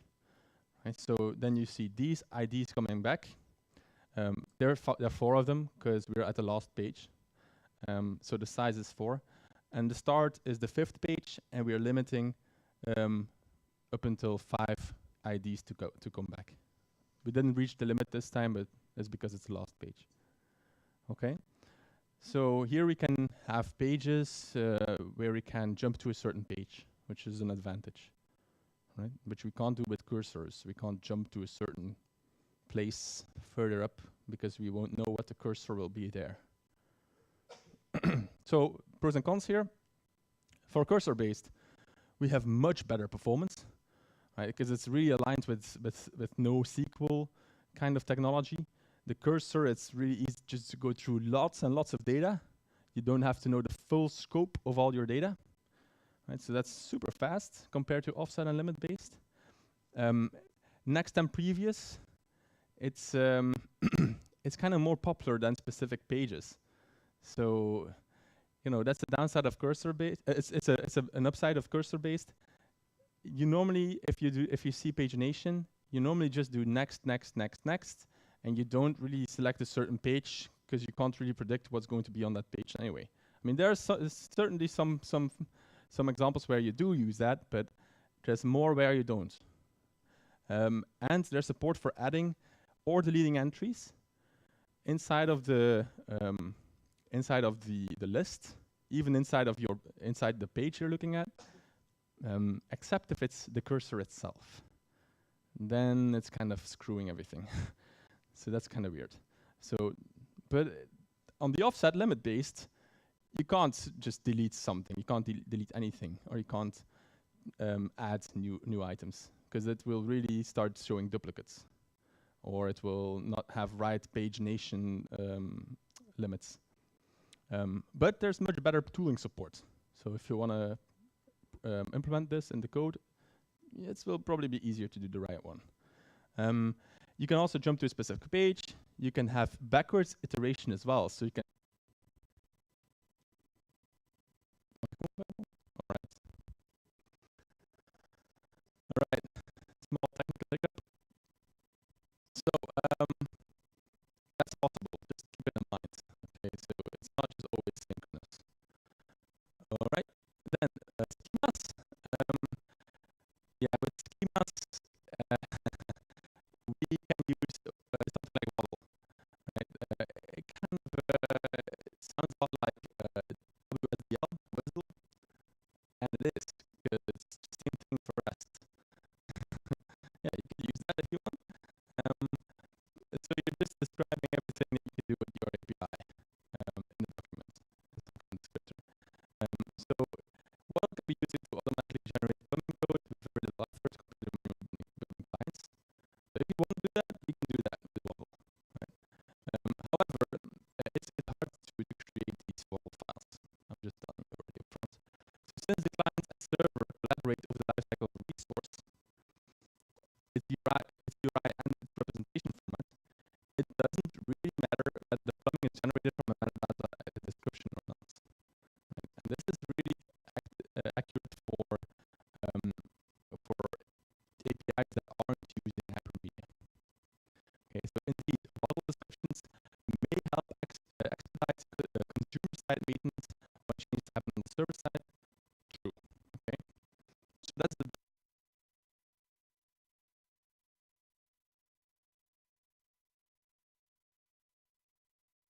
That's a huge benefit of the World Wide Web, and it's much more coupled than what.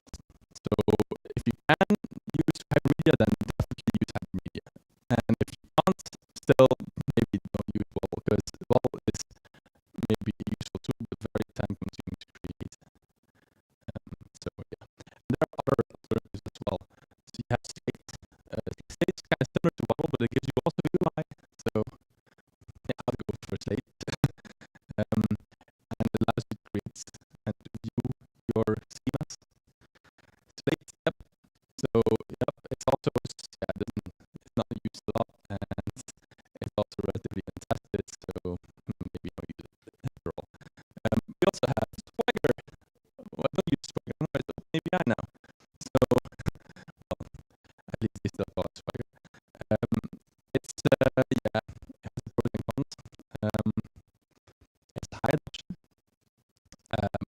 Due to high adoption, it's also very dangerous because it has serious flaws, and because people are so happy about it, until a certain point, they'll be kind of ignoring these flaws, and that's dangerous, I think. And these flaws are, among others, leaky. So it leaks implementation details, which is very dangerous. Intrusive. So it's a lot of stuff in your code, in your production code, that's just about documentation, which you don't really want to have there. It's heavy. It's a super heavy library. And it's also discouraging code-on-freezer principle on the client. So it kind of gives you this really easy way of generating your client based on the description. And that's kind of coupling everything together. Because if you have a new field, then it won't work because the client code will now be generated and it will account for that field and it will break the parsing. Right?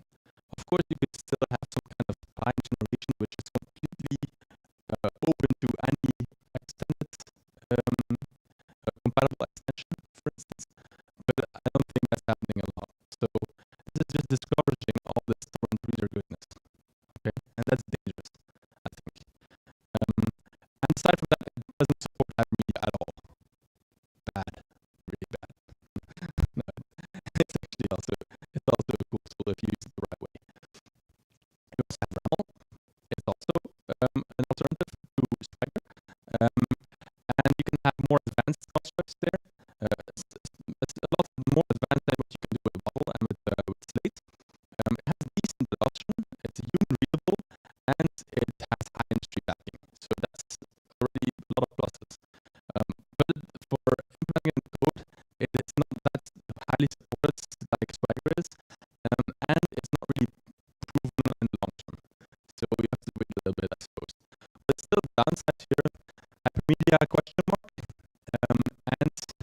really want to generate your client code. Okay, maybe if you have your client team and your consumer team, your user team, like, it's the same team, maybe it's a good idea. Maybe not. You know. If you have Blueprint, also the last one, it's another alternative, easy to understand, simple to write, but again here low adoption. And the advanced constructs that we had in RAML, they are lacking here, and it's the complex to install. So there are some downsides here as well. So in order, there are some schemas out there that can help you to generate clients for, if you really want to do that, or give you great documentation of what your API can do, with clear indication of what the possibilities are for each field. But you can also use consumer-driven contracts. Has anyone heard about consumer-driven contracts? Right, that's four. Great, consumer-driven contracts. It's like your consumer and your server and your producer. They are communicating over REST, right? And the producer returns 10 copies. Then the consumer could only use 1 and 2, let's say. But if you have 4, they could all be using a couple of these fields, right? It's pretty common to have this. Now you see that properties 6 to 10 are not used, right? So those fields you can, as a producer, just change, right? You can just change them, you can remove them. There's not going to be any clients breaking. But you need to know this information, because if there's four clients out there, who knows what they might be using? We still don't know. So how can we fix this? If you have a consumer, you can have this little guy walking over to the user with a little basket full of contracts. And he can say, this is me, I'm consumer 1, and I'm using this field 1 and field 2. Right? So please don't break these fields. Right? So that's nice. The producer makes a test out of this. He makes a test that will test whether his code, what it's responding with, is always property 1 or property 2. Cool. So he will not break any of the fields that consumer 1 is actually using. It's being pushed to, let's say, an Nexus or factory or whatever, some repository as a JSON contract. Now, on the consumer side, you can write an integration test that checks whether the consumer is still asking for field, or it's still needing field 1 and 2, right? If it's still requesting the same information, because the refactor on the consumer side might also impact this request being sent to the server. He uses Jworks, for instance, here, virtualization server, to get the JSON, the contract, and its automatic stub generation. This is great, right? Guys, if you're a front-end in JavaScript, for instance, look at free stubs, right? Free stubs, based on the contracts that you supply yourself. You don't have to write the stub data twice. Awesome, right? Okay. Anyway. So you can launch a PR to get all this stuff merged into master, and to get this implemented in the code front.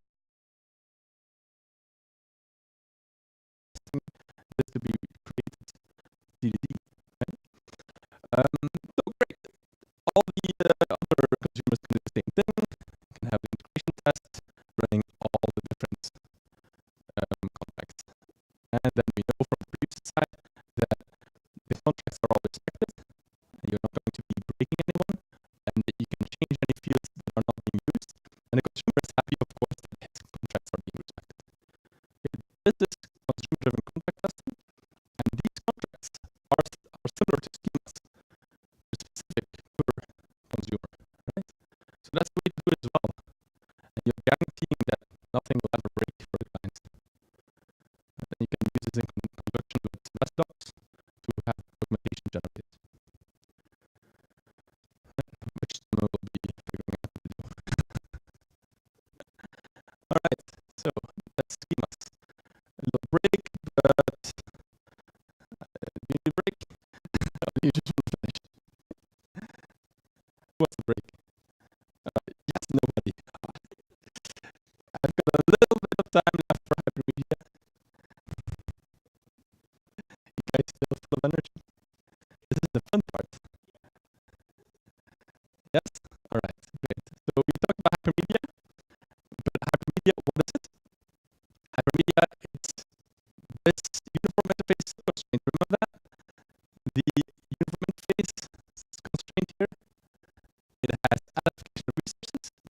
entire representations, top descriptive messages, and Hypermedia as the engine of application state. And HTTP as an application protocol gives you all this stuff for free.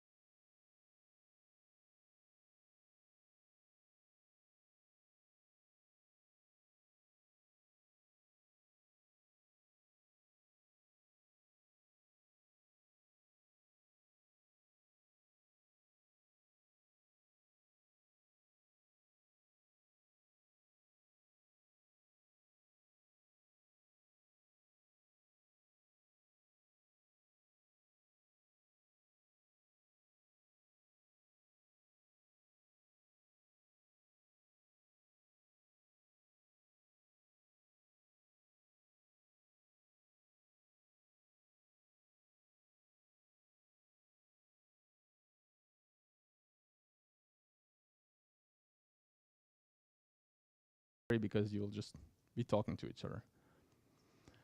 So yeah, this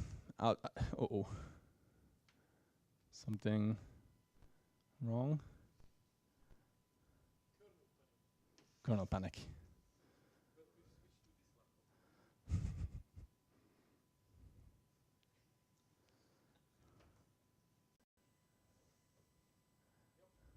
Okay, people from home, just imagine this stuff is easy.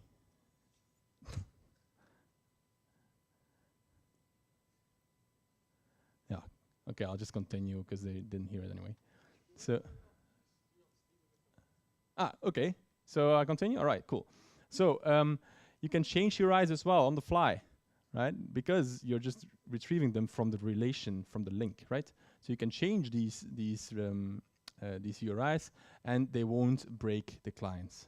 Okay. You have a couple of content types that you can use: JSON, HTML, or whatever, SVG, Atom, HTML. But JSON, it's not really hypermedia aware. It doesn't have constructs like href or form. It doesn't have that. It's just JSON has nothing actually. So you need to use JSON formats.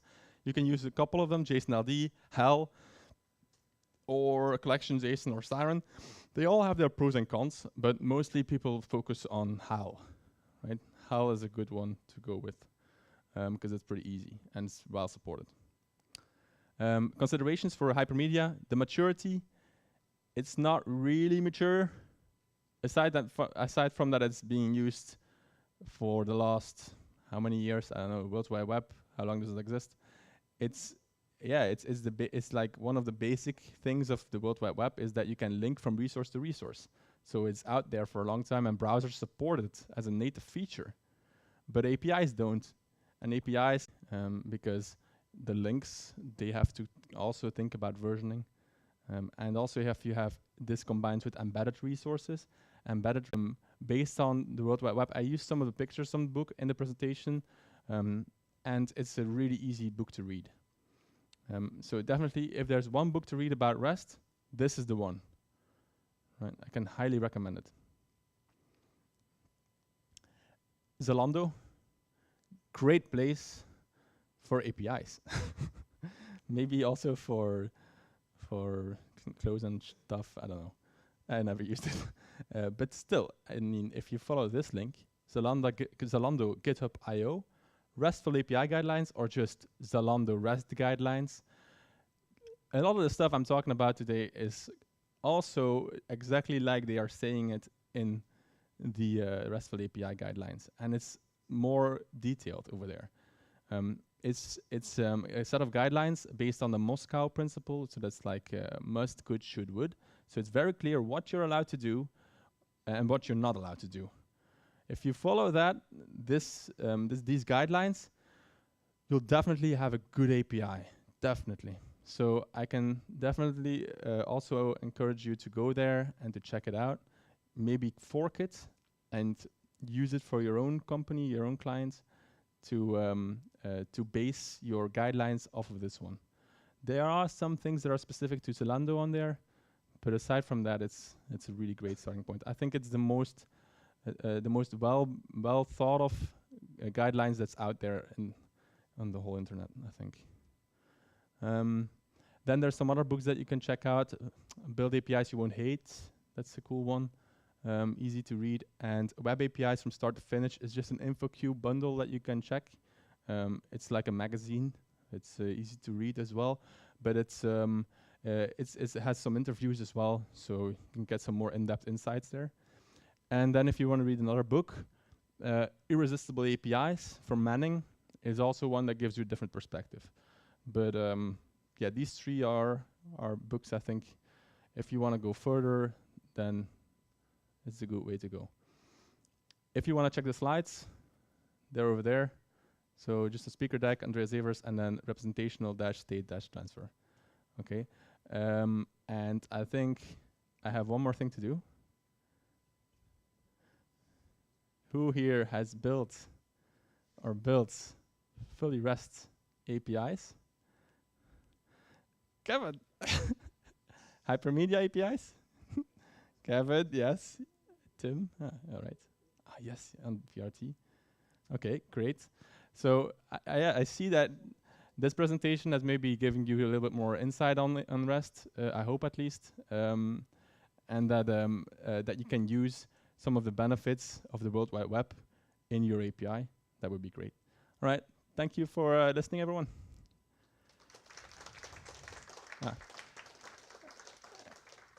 Any questions from the audience? Are here? Anyone here? Any questions? We can also still have questions at the bar or something.